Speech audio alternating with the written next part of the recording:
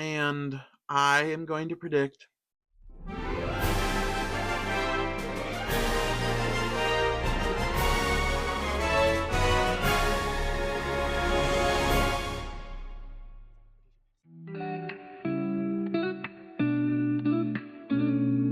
Begonia.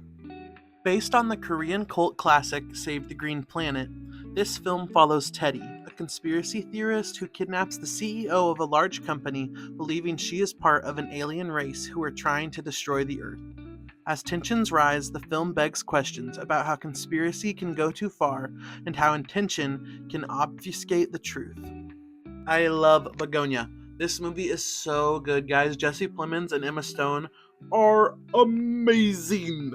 Amazing. Insane. They absolutely had me astounded at their ability to not only control themselves, their facial expressions, their line deliveries, but to control what the audience thinks as we are watching the movie. And of course, that's partially on the script, which is also amazing here.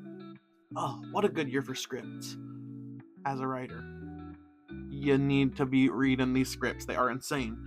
But I just love this movie. It really was thought provoking for me for many days after I watched it. I was just like, okay, conspiracy theory has gone too far, but also who do I side with? And I'm not going to spoil the ending for you, but the ending of this John is insane. It's insane. You are not ready for it, and you will be shocked at how this movie just pulls you back and forth between what you think is real and what you think is fake, and who you think is right and who you think is wrong. Ugh. The commentary here was just so interesting. I can't talk about it too much because it's very spoilery, but you should watch it. Hamnet. Based on a book of the same name, this film is a fictional interpretation of the death of Shakespeare's son, Hamnet. Centered around his wife Agnes, the movie explores the connections between grief and art while proposing an idea of how this tragedy may have inspired Hamlet. Hamnet is a great movie as well. I really liked this thing. I think I actually liked it a little more than I thought I was going to. For some reason, I thought it might fall flat for me, even though I love Jesse Buckley. I like Paul Mescal. I really liked a lot of the child actors here too. I just think that this straightforward of a drama and also a fictionalization of real history in this way isn't necessarily my thing, even though I really liked this movie. I think Jessie Buckley does deserve Best Actress to some extent. She's amazing here. It is not a waste of the award to give it to her. And like I said, I love her, and I'm super excited for her to take this home, hopefully.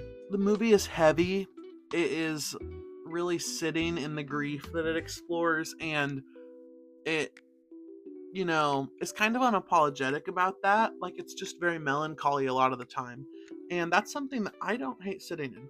You can ask the creative people around you. A lot of them probably like to sit in the melancholy a little bit. And so I like that about this movie, and I really love the ending. All of the Hamlet stuff in this thing is just so sincere and such a real and important kind of meditation on art and live performance and theater. I just loved it. I love that. I love intertextuality. One battle after another. Following ex revolutionary Bob and his daughter Willa, this film shows the broken remains of a revolution fighting against an old foe who will stop at nothing to stomp them out. In the midst of conflict, everyone has varying levels of effectiveness, leaving one to wonder, what makes a real revolutionary? One battle after another is amazing. I love this movie. This is up there for me this year for sure.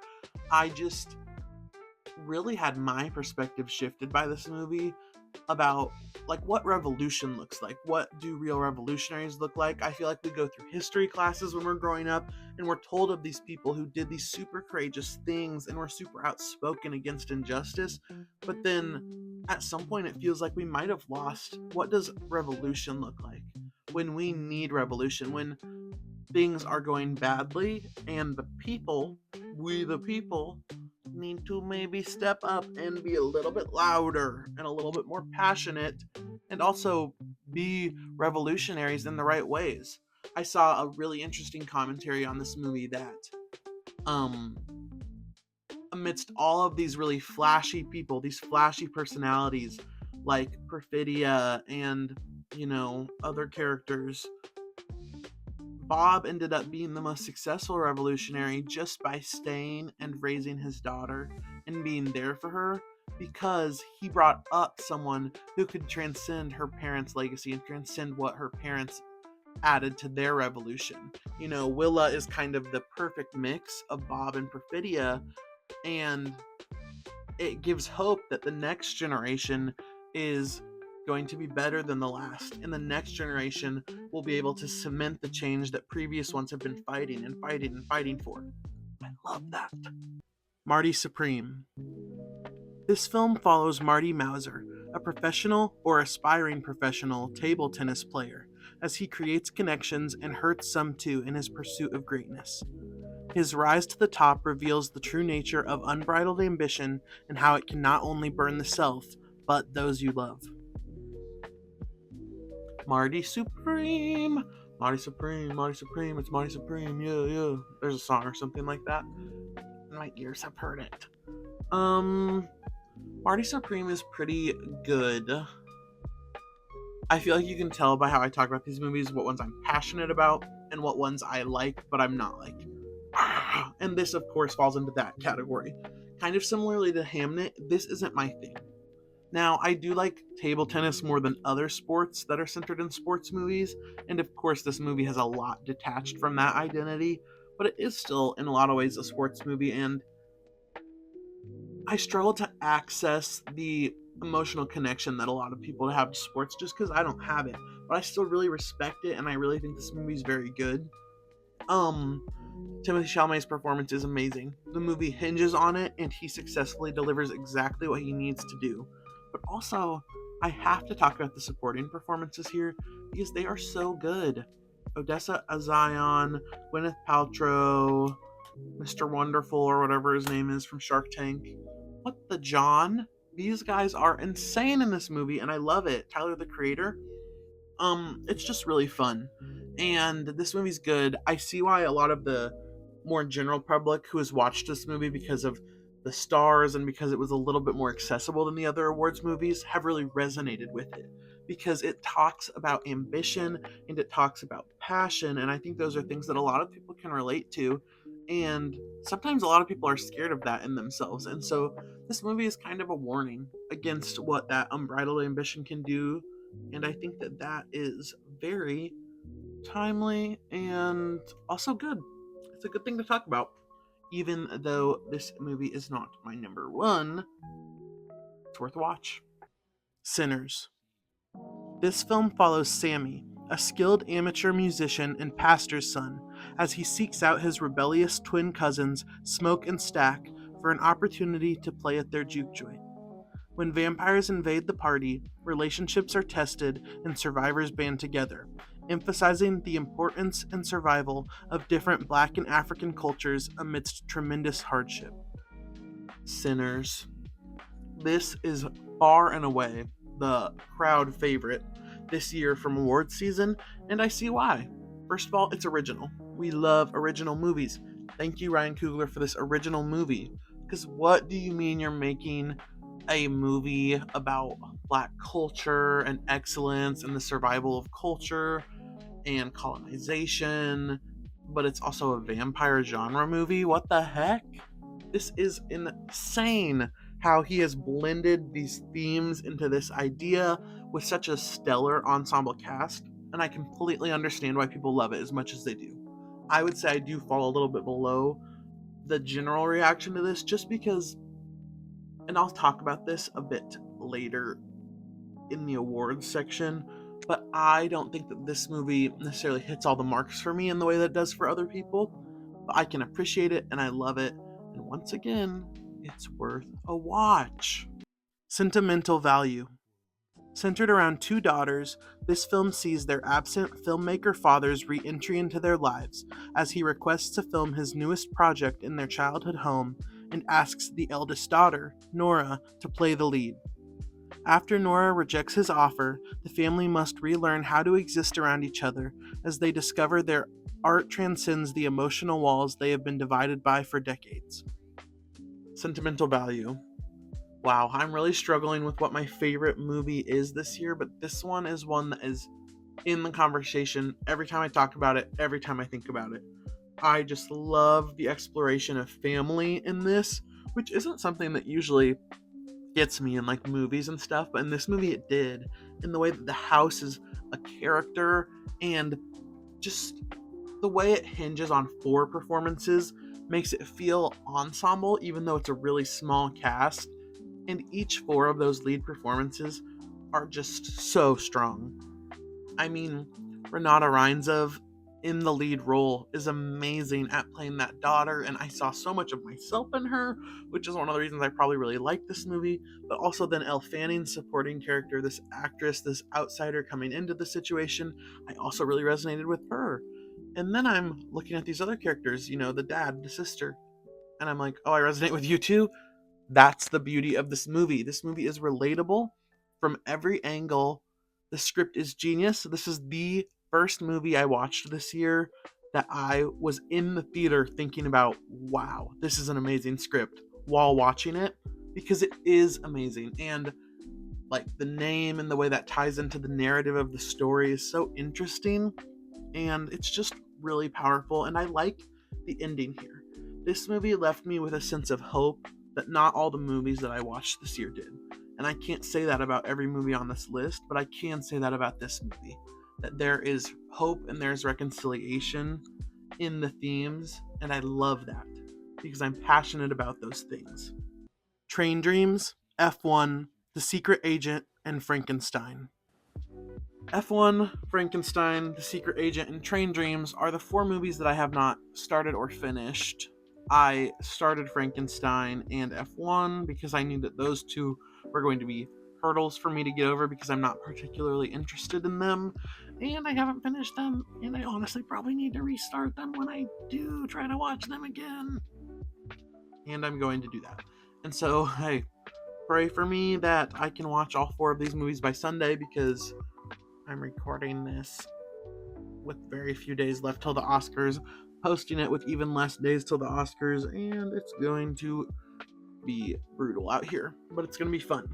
Okay, let's talk some predictions because, oh, I've got them. And not to flex on you, but last year, because of life circumstances, I wasn't even able to watch all of the movies, and my predictions were in the 80 percentile for accuracy. So you guys are, I know, shaking, you're cheering, you're like, wow, you're amazing, you're sending me gifts, you're sending me PR packages.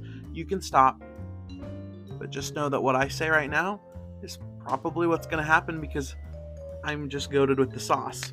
Let's start with some of the smaller things. Best song. Come on, best song's going to K-pop Demon Hunters. Is there any question about that?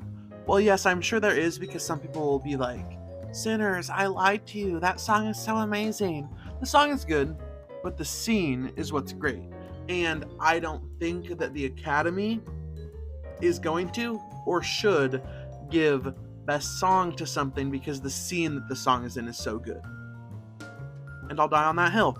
And so, if you can't tell, I think that Golden from K-pop Demon Hunters will win, and I think that Golden from K-pop Demon Hunters should win. Casting. This is a new category this year, and it's obvious what's going to win.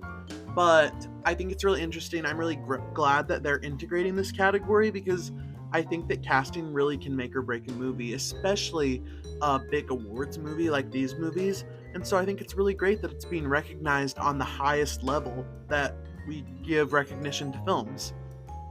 Sinners is winning this. And honestly, I think Sinners should win this too. I think it's really amazing some of these lesser known actors that they've brought out into the mainstream through the casting process for this movie.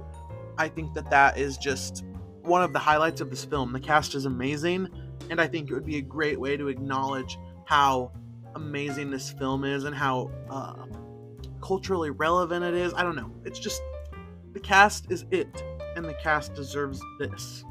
International feature, I think this could go 2 ways. I think Sentimental Value could win it, and I think The Secret Agent could win it. These are both, of course, in the Best Picture 10, and so that highly increases their odds, and I truly don't think that anything else is going to take this from them. I think, and I think this is popular consensus among theorists, that Sentimental Value is going to take it, and I want it to, and I think it should. And you might be like, well, didn't you say you haven't seen The Secret Agent yet? I will by Sunday, but there's simply likely no way that The Secret Agent is going to take Sentimental Value out for me, because Sentimental Value is my kind of number one of the year. So it's amazing, and I hope it wins, and I would love to see some love for it, because it's not going to get the awards that I want it to get. Okay, let's talk director. Director could go two ways. Once again, like a lot of the awards this year, there are two options.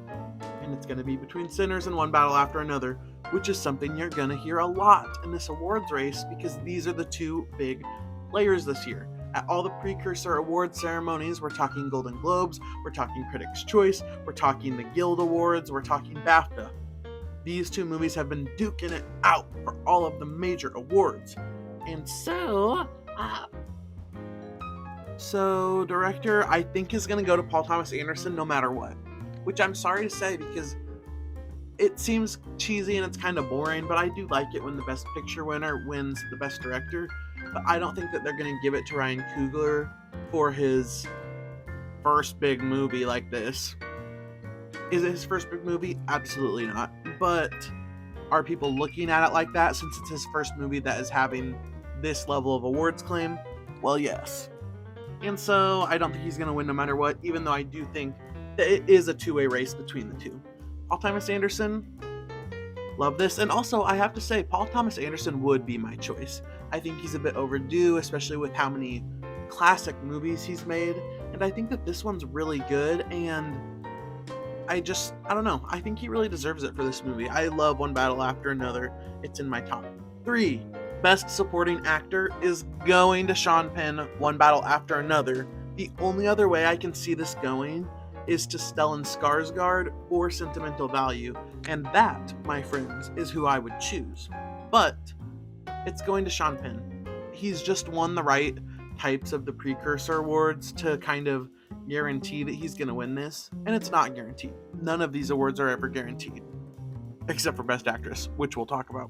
And Best Supporting Actress, this category is crazy this year. Oh my goodness. First, just the nominations. There was not room for everyone who we thought was going to get into this category. And not room was in fact correct. We had the Wicked ladies dropping like flies, and it was like, what's going on?